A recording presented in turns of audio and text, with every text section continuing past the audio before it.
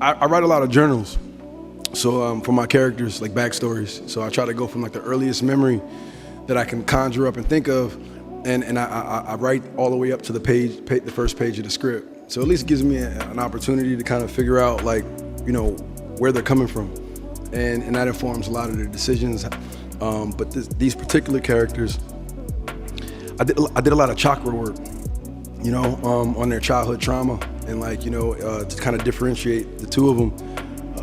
You know, Smoke is it's a bit more, you know, he's quiet, he's a protector, you know, and the Stack is a little bit more light and buoyant and a little bit of a slick talker and a troublemaker. So I tried to just establish different perspectives, you know. They have an outstanding relationship for their entire lives. So just imagine you being in a partnership for like, you know, 30-something years.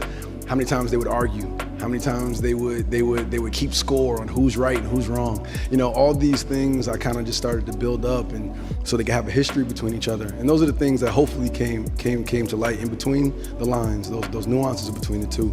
And then, yeah, there's some other things that it's probably like boring that you guys don't want to hear about, but that's a little bit of the work. I'm thinking we just set up tonight, open up next weekend. Nah, fuck that. It's gotta be tonight. Grand opening, start this shit with a bang. Or we start with a misfire. Look at that sky. That's a mighty fine day to be free, ain't it?